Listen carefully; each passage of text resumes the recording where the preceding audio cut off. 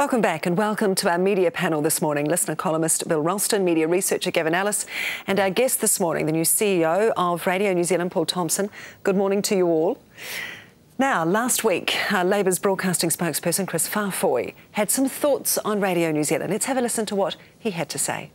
What I would say is we need to start looking at ways to make sure they have got more money and being more creative and maybe opening up another network where you get a new generation of listeners there where you can get sponsorship, because let's be honest, that listenership with RNZ is older. We need to get a new wave of Kiwis listening to it and a new wave of public broadcasting that serves that new audience. Nice to have you on the programme. Good luck. Paul Thompson, if I can get your response to that, it's almost as if Chris Farfoy is suggesting RNZ needs to take a position not dissimilar to what TVNZ did with 7 Sharp, with trying to attract a younger audience. I'm not sure whether he's saying that. I think it's great that Chris is beginning a political debate around Radio New Zealand and our funding. And at the core of what he's saying is a huge endorsement of the good work that we do. And I think the idea itself, may or may not have merit, and I don't want to give too much comment on that at the moment because I simply don't know that much about it. But I think what he's saying is that it's time to look at innovative ways of growing the service, and from my perspective, I'm certainly open to talking about those. How do you grow the service, do you think? Well, in various ways. Digital technologies making it much cheaper and easier to distribute new forms of content in new ways. And a great example of that is Radio New Zealand's new youth online website, which launches on November 1. So that's a standalone website producing content created for and by young New Zealanders, which we think will really meet a need in our audiences. And that's just one example that we've actually got on the boards at the moment that really will make a difference. Paul, there was one word there used by Chris Farfoy that interested me, and that was sponsorship. He used the word sponsorship. Where does that, I mean, are you philosophically opposed to any form of sponsorship at all for Radio New Zealand? No, I'm not, but I think what Chris was saying is that our traditional platforms, Radio New Zealand National, Concert and Radio New Zealand International, are going to remain commercial-free and ad-free, and I think that's the right position for those stations. But I think what he's saying is if you can do new things and that makes sense for your audience and there may be commercial opportunities, let's talk about it. So I'm certainly open to that discussion, but what I took from it is that he's not at all suggesting commercialising our current platforms.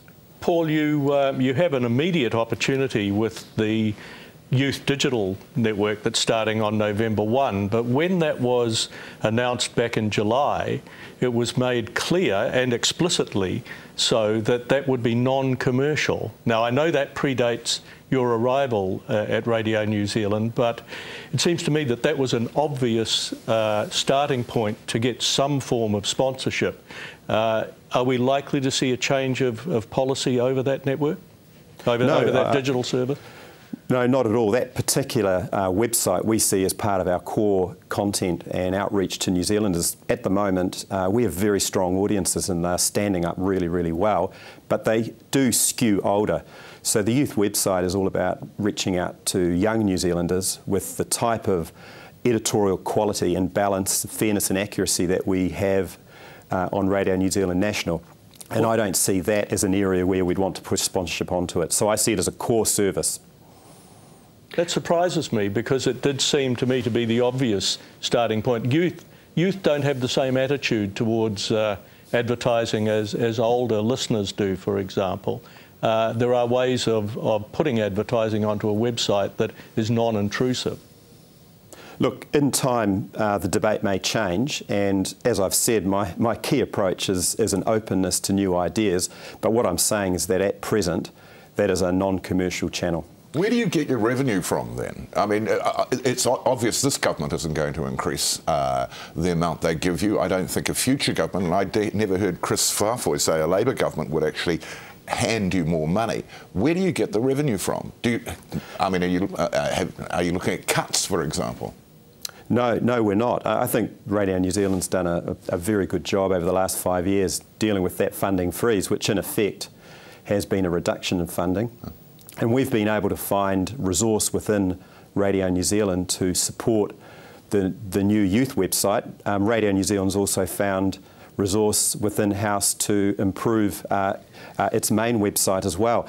So it's like any organisation, you look internally and you make some choices within your current menu. If you look at current costs and revenue, if you look at how commercial media are faring at the moment, where they're having to deal with rapidly decreasing budgets, Radio New Zealand's not in that bad a position. And our view is that we're going to try to create as much value and great journalism and programming for New Zealanders that we can.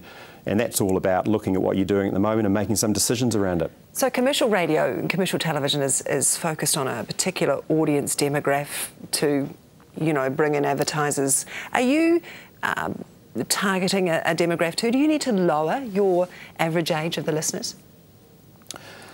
Look, I think, you know, that's an appealing idea, and we are so strong in those older age groups. I would hate to do anything that compromise their enjoyment of what we do at present. So it's not an either-or question. I think with the very rapidly changing digital landscape, that you can actually tackle new audiences on the digital channels and keep your traditional legacy platforms going at the same time. It's a balancing act, but it's not either-or. It's no secret this government regards Radio New Zealand as advancing a sort of liberal left kind of approach. I mean, do you see any editorial shift or slant or change required?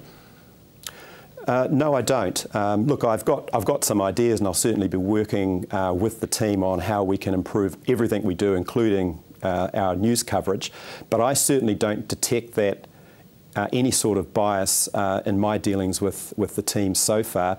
I think that's more something which people just assume is the case based on history or preconceived notions. In the end, it's all about breaking great stories, doing so independently, doing the best you can in terms of telling those New Zealand stories. And I don't see any need for a sudden shift there. In the end, it's about you know, those standards of quality and objectivity, but it also has to be interesting and lively, and those will be the kind of things that I'm emphasising with the team.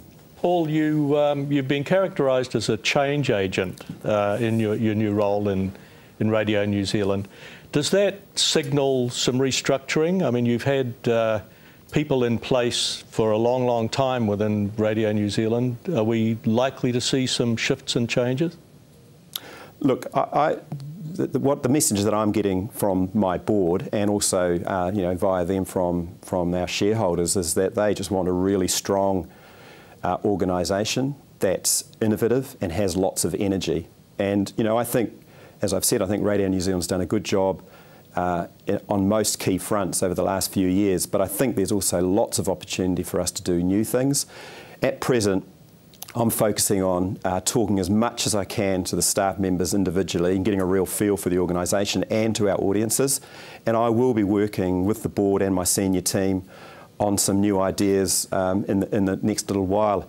I think the core of my job is to say, you know, what kind of organisation do we want Radio New Zealand to be in the next 2, 5, 10 years, and taking a long-term view around it. So yes, change will come, but it's not going to be disruptive change, and it's not going to be reckless. Is it more important to understand radio or understand audiences in your position, Paul? Well, I have no background in radio apart from the past 4 weeks as CEO at Radio New Zealand, so I think the key things to understand are content, the digital landscape, and audience behaviour and needs, and then having a vision, and then being able to have the management and leadership skills to execute it. All right, Paul Thompson, CEO of RNZ, good luck. Thank you for joining us this morning. Thank you. Also, thanks very Bill much. Ralston and Gavin Ellis, thank you for your time this morning.